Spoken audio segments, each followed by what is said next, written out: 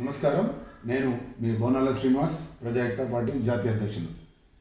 దేశ ప్రజలకు అదేవిధంగా తెలుగు ప్రజలకు శుభాకాంక్షలు. ఈరోజు అత్యంత ముఖ్యమైన విషయం మాట్లాడడానికి నేను ముందుకు వచ్చాను. అదేమిటంటే పొట్టి శ్రీరాములు గారి పేరు విషయంలో ఏదైతే రేవంత్ రెడ్డి గారు వ్యవహరిస్తూ ఉన్నారో అది చాలా బాధను కలిగించింది. రీసెంట్గా నందమూరి తారక రామారావు గారి విగ్రహం 100 అడుగుల విగ్రహం ఏర్పాటుకి సానుకూలంగా స్పందించడాన్ని మేము స్వాగతిస్తూ ఉన్నాం, హర్షిస్తూ ఉన్నాం. ఎందుకంటే అది తెలుగు ప్రజలంతా ఒకటే అనే సూచన చాలా ఉన్నతంగా రేవంత్ రెడ్డి గారు ప్రజల్లోకి తీసుకుపోయారు. కానీ at the same time Potti Sriramulu గారిని అవమానించడం మాకు చాలా బాధ కలిగించింది. మీరు పొట్టి శ్రీరాములు తెలుగు యూనివర్సిటీ పేరు మార్పు విషయంలో పునరాలోచించాలని ఈ సందర్భంగా మేము కోరుతా ఉన్నాం. ఇది కేవలం వైశ్యులకో లేదా తెలుగు ప్రజలకో కాదు, లింగ్విస్టిక్ స్టేట్స్ భాషా ప్రయుక్త రాష్ట్రాల్లో ఏర్పాటుకి కీలకమైన వ్యక్తి పొట్టి శ్రీరాములు గారి ప్రాణత్యాగంతోనే వచ్చింది. అది మీరు గుర్తించాలి.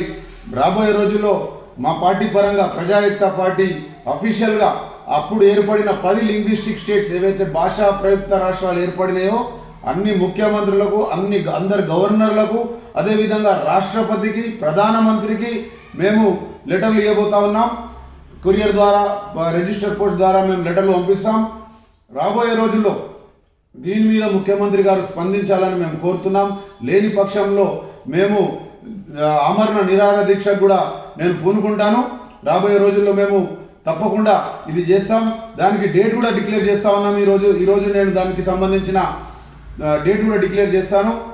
మనము ముఖ్యంగా ఏదైతే మనం ఇప్పుడు పదవుల్లో కొనసాగుతూ ఉన్నారో కొందరు ప్రముఖులు ఏదైతే పదవుల్లో కొనసాగుతున్నారో, పదవుల కోసమే పార్టీలు మారినరో వాళ్ళకు ఒక సూచన చేస్తూ ఉన్నాం. ఇంకా ముఖ్యంగా ఏదైతే 1992లో అమరజీవి పొట్టి శ్రీరాములు జీవిత చరిత్ర దాని ముద్రణకు సహకరించిన 4 ప్రముఖులు, అందులో 3 గతించారు. ఒకరు మాత్రం దేవుని దయ వల్ల సజీవంగా ఉన్నారు.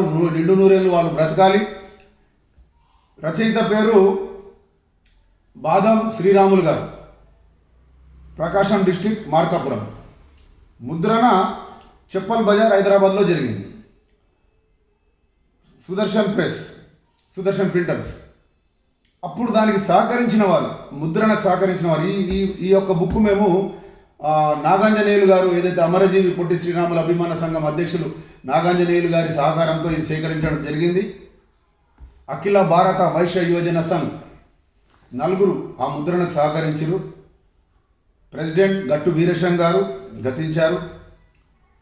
అదేవిధంగా వైశ్యరత్న కబలవాయి రాధాకృష్ణారావు గారు, వారు కూడా మన ముందు లేరు ఇప్పుడు. అదేవిధంగా జనరల్ సెక్రటరీ బూర్గు నరసింహులు గారు, వారు కూడా మనతో లేరు ఇప్పుడు. కానీ secretary and president MLC Boggarapu Dayanand గారు నిండు నూరేళ్ళు వరదిల్లాలని కోరుకుంటూ, కానీ అన్నా మీరు ఒకటి గ్రహించాలి, సాక్షాత్తు మీరు 1992లో అమరజీవి పొట్టి శ్రీరాములు గారి జీవిత చరిత్ర ముద్రణకు సహకరించిన వ్యక్తి మీరు, అవుట్ ఆఫ్ 4 మెంబర్స్. కానీ ఇప్పుడు మీరు ఎందుకు మౌనంగా ఉన్నారు? అప్పుడు ముద్రణకు సహకరించి ఇప్పుడు మౌనంగా ఎందుకున్నారని ప్రజాయుక్త పార్టీ సూటిగా మిమ్మల్ని ప్రశ్నిస్తూ ఉంది. దీని విషయంలో అమరజీవి పొట్టి శ్రీరాములు గారి పేరు యథావిధిగా కొనసాగించని పక్షంలో 26 జనవరి 2025 గణతంత్ర దినోత్సవానికి ముందే ప్రభుత్వం మీరు దీని మీద చర్యలు తీసుకోవాలి. మార్పు చేయమనేది మీరు స్పష్టంగా మీరు ఒక స్టేట్మెంట్ ఇవ్వాలి. లేని పక్షంలో 26 జనవరి గణతంత్ర దినోత్సవం రిపబ్లిక్ డే రోజు పార్టీ ఆవరణలోనే పతాకావిష్కరణ చేసి భారత మాతకు సమర్పించిన ప్రసాదాన్ని మాత్రమే స్వీకరించి ఆమరణ నిరాహార దీక్షకు నేను కూర్చోబోతున్నానని పార్టీ సెంట్రల్ ఆఫీస్లో ప్రజాయుక్త పార్టీ సెంట్రల్ ఆఫీస్లో నేను ఆమరణ నిరాహార దీక్ష కూర్చోబోతా ఉన్నాను. ఇది మీకు తెలియపరుస్తా ఉన్నాను. తెలుగు ప్రజలు కూడా స్పందించాలి ప్లీజ్. భాష మీద ప్రేమ ఉన్న ప్రతి ఒక్కరూ స్పందించాల్సిన సమయం ఆసన్నమైంది.